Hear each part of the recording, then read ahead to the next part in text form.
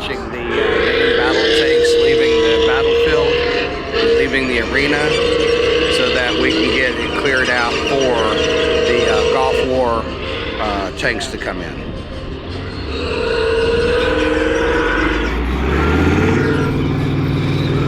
As you can see, we have Commander AM and Tragic Loss, and then over here we have Domo Sapien and EM60. We have Ashley.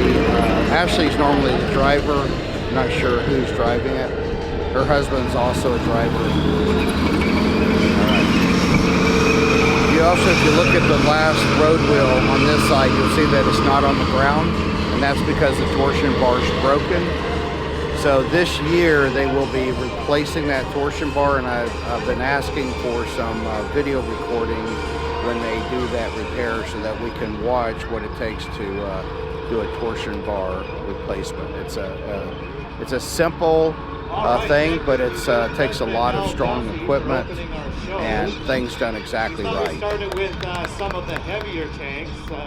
There'll be a few of them in the next segment. The next segment is called Meet the Tanks, and we're going to show you a couple important vehicles that have been added to our collection over the last couple of years that you may not have seen. All right, and we're going to start let the marshals get those vehicles back before we get the next segment started. I actually have an announcement here that came from the audience while we're waiting. So, in the crowd here, where's Don Downing? Don, are you here? Can you wave? Don is here for his birthday, and it's his 85th birthday today. Happy birthday, Don. And I hope this really makes your birthday. He's here with his son, David, and granddaughter, Sarah. And actually, he knows a lot about military vehicles because they are actually MV collectors, military vehicle collectors. They have a Mark I Ferret, which is his favorite. You'll see one of those in the Gulf War show. And also Jeeps, a Dodge, and some other wheeled military vehicles. Now, if you're interested in collecting military vehicles or getting into that hobby, a Jeep, a truck, a Ferret, over in front of the museum, there's the Ontario Military Vehicle Association. And those are private owners. They put their own time, talent, and treasure into bringing back history, restoring those vehicles, and they have them on display over in the OMVA area. So throughout the day, there's just so much to see out in the field. It's almost impossible to see it and visit it all in one day, but check out the OMVA. And finally, Don, from the members of the Ontario Regiment Museum, happy 85th birthday.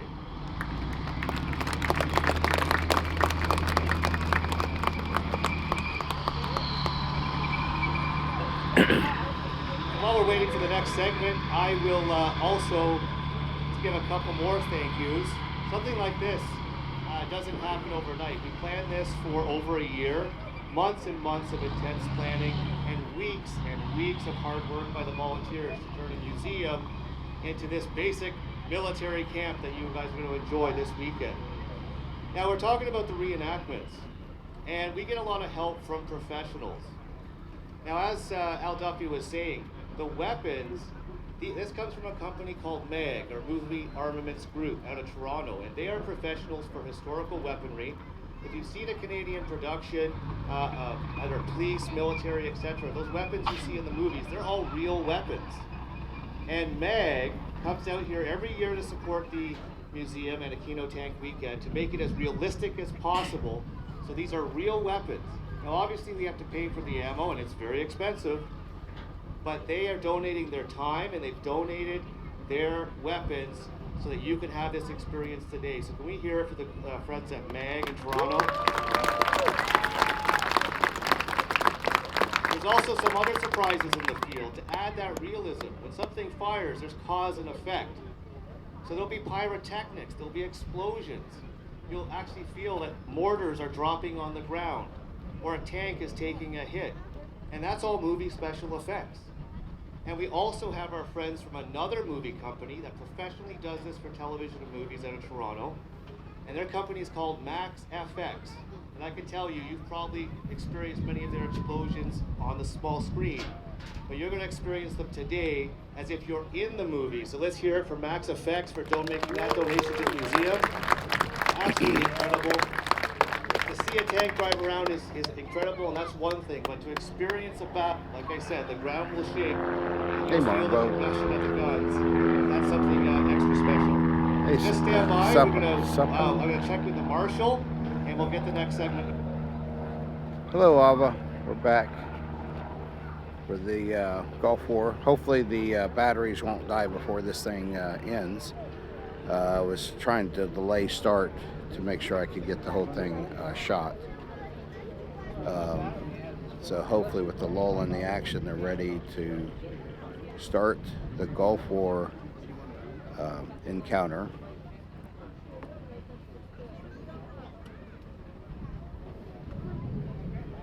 Maybe waiting to get the crews off of the field. All right, and then there's the Gulf War compound over to the right. So also between our shows, if you didn't pre-buy a ticket, if you visit the gift shop, they're referring to the MVCC. What is that? That's the Military Vehicle Conservation Center. That huge tank hangar, that white tank hangar you see there, it has the World of Tanks station in it with all of our friends from Wargaming that came up to the show. Marshall was just talking to me, sorry. And it also has some vehicles on display. It also has Project Uplift. We were talking about Project Uplift. You really want to go and check that out. That's a volunteer-run thing. The museum didn't do that. Museum volunteers came in. They were tired of seeing those with disabilities at events like this on the sidelines, not being able to experience the military vehicle rides. And with the wargaming community, they raised over $21,000 for that accessibility initiative. So it's quite amazing. You gotta check it out. And they have the prototype there. You can actually have a look at it. All right, so we're gonna have two vehicles we're gonna introduce before we get into the Gulf War segment. I guess check with the marshal. All right, looks like it's about to start.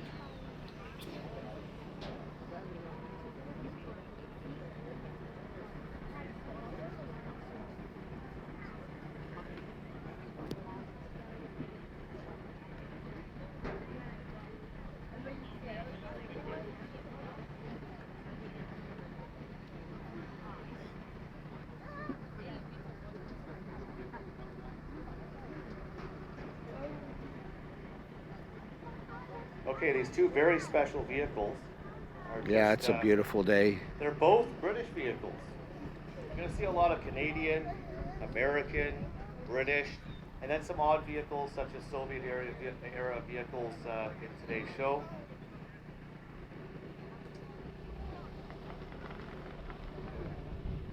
He's calling up the tanks. Sometimes there's radio issues, and I'm not sure what tanks are going to call up.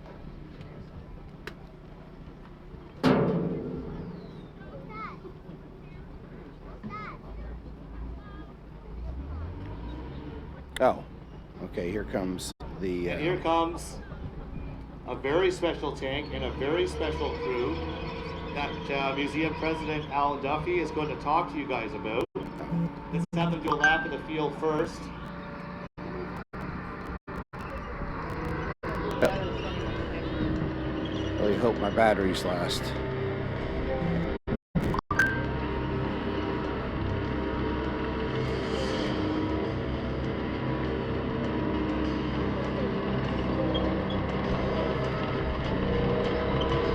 So we have a chieftain.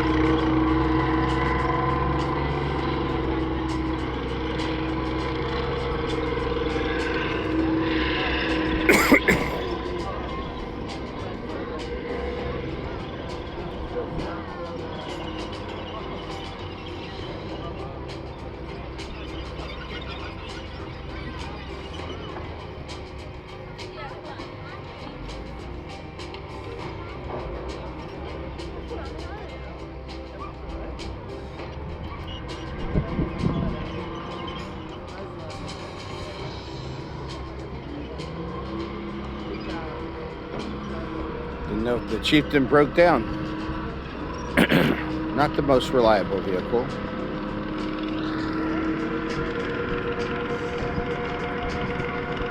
Seemed like he did have some transmission shifting issues or something.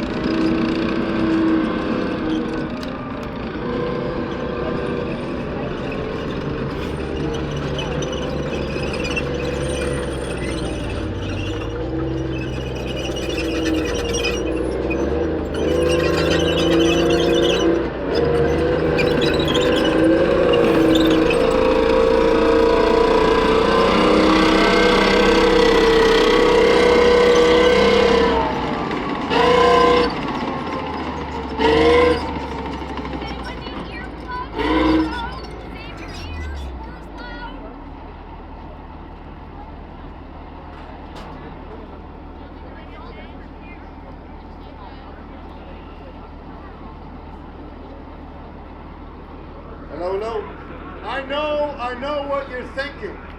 Who would paint a tank like that? Is that camouflage? It is. It's urban camouflage. This is a chieftain, Mark 11. It was the most technologically advanced chieftain that they made. And this, I'm sorry, this is a 10, my apologies. This particular one,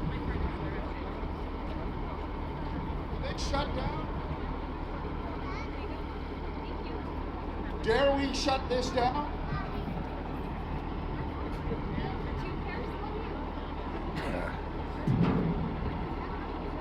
Well, I apologize if my battery runs out. I was trying to start when they started, but it looks like we're going to have some more introduction than chatting. Noisy thing. All right, as I was saying, this was part of the Berlin Squadron. We're always, being a museum, we're always looking for new tanks, something unique, something with a story. And what you're going to find is when you go to the Gulf War area, and I shared this with you earlier, most of those vehicles, we have the original drivers. Well, we found out, that's from the Gulf War, we found out that this tank was available. This tank was owned by a guy that collected other vehicles. This was his only tank, but other vehicles. This was in his barn for 27 years. Before that, it was in Berlin. That's the British Berlin Squadron. Now, Berlin was carved into 4 different zones. And the British had one of those zones or sectors. They had to have a defense mechanism. I'm going to stop against the my Soviet Union. other cameras. I'll leave this one Berlin going. was surrounded by East Germany. Now, they had a handful. There was 20, 25 of these. But in Berlin, it's all buildings. It's a city.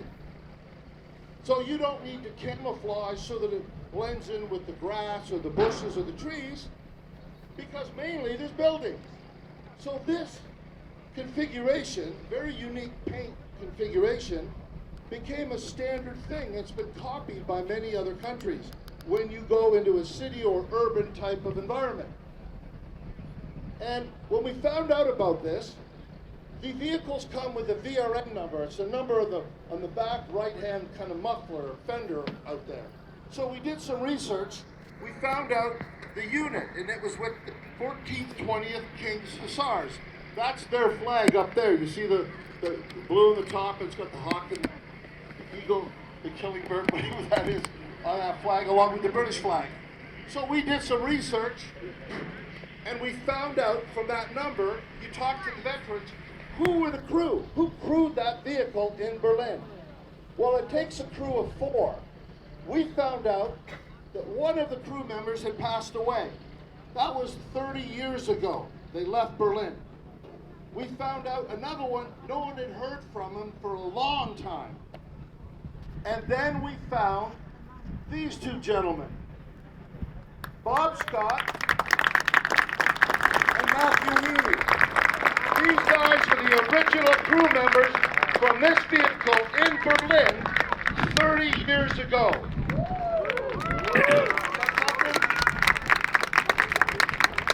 They had figured that their lifespan, the length that they would last if the Russians attacked, was about 30 minutes. That's what they figured. They called themselves speed bumps. And on the top, point to that ammo bin. You see that ammo bin up there? There's a machine gun on top. Normally, it would hold maybe 200-300 rounds of machine gun ammunition. And down below, you could fire that. So if you needed more, you had to get out, change the belt. They didn't think they'd live that long. So they put a huge big reservoir up there, an ammo bin, to hold 3,000 rounds. They figured that would be it. If they went through that, they'd be lucky. Now this vehicle, when it became known amongst the collectors and the tank enthusiasts in England, everyone was approaching the gentleman's daughter. He passed away about 3 years ago, and the gentleman's daughter, her name Victoria Newman, and she was 11 years old when he bought that. So she grew up seeing this tank in the garage. This tank was part of her dad. So she agreed to sell it to us for half what other people were offering. Half. Because she knew it was coming over here, she knows it was going to be in a museum, and she knows it would be not beaten up, it would be honored, and we would keep this forever. So she has donated this to her father, John Allen Newton, on behalf of her father. And thank you, 24 Cups. We will have a plaque put on the back, and we thank her very much for that. Her father was enthused. Thank you very much for... We wanted her over here, but there's still COVID issues that she's dealing with that she could not make it this year. So we hope to have her over next year. But this is the kind of formal presentation. But two of the exact veterans, that's just amazing. And they're all, both of them are about 6'5". I don't know how they get in there. No, they're tankers, they fit well. This is a beautiful machine, a great addition to the museum. And it's very welcome, and thank you so much.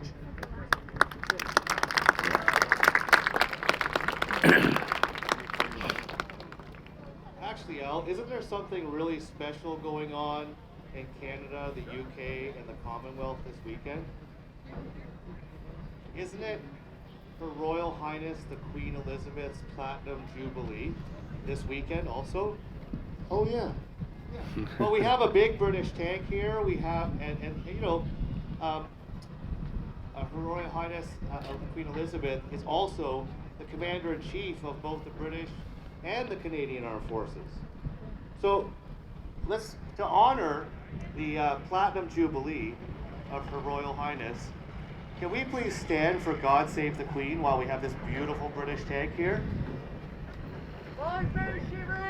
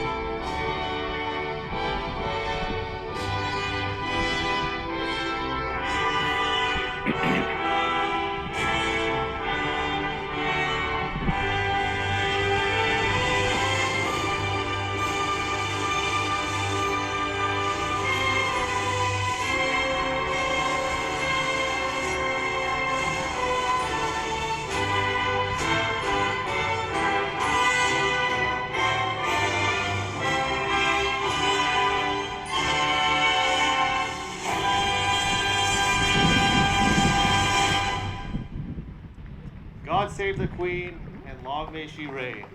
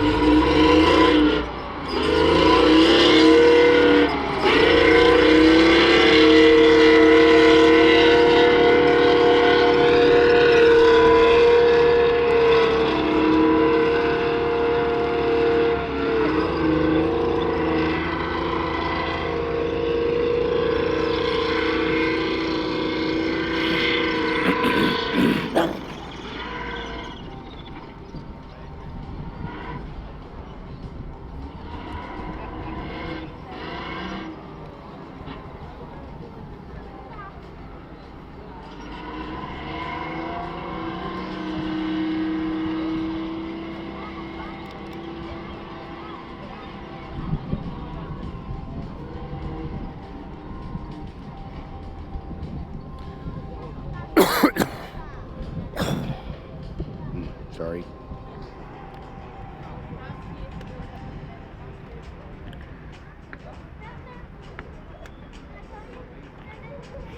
Again, if the camera dies suddenly, I guess I go grab my battery pack. Let me do that.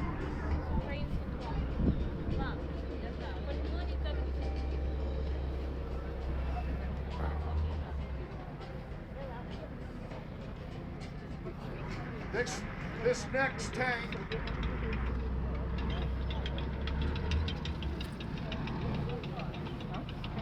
well, definitely likes to smoke a lot. But this is one of the most iconic tanks in history. This was a developmental breakthrough with the sloped armor. Who knows what it is? T-34. 85. T-34/85.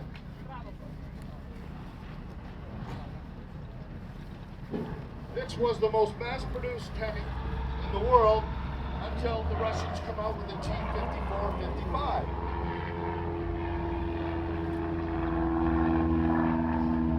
When we get these vehicles, we talk to you all about volunteers. When we get these vehicles, we look at the mechanics we have, and it's ironic.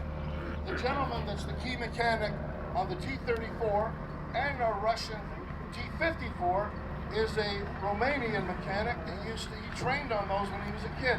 In Romania, of course, they use Soviet equipment. Now you might be wondering, first you might be wondering why isn't it still coming? The next thing you might be wondering, why are we flying that Ukrainian flag? Slava Ukraini! Okay, why are we flying that? I'll tell you why. Because the T-34-85, the T-34 period, was designed and developed in Kharkiv, or Kharkov, depending on how you pronounce it, in the Ukraine. And the man that designed it, his name was Koshkin, and he was a Ukrainian. And given the local current conflict, I just thought it was appropriate to fly the flag of the country where it was developed. So,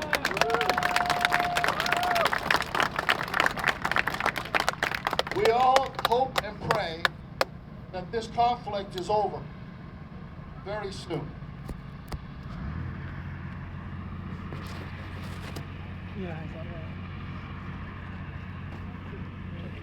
Let me tell you about this specific tank.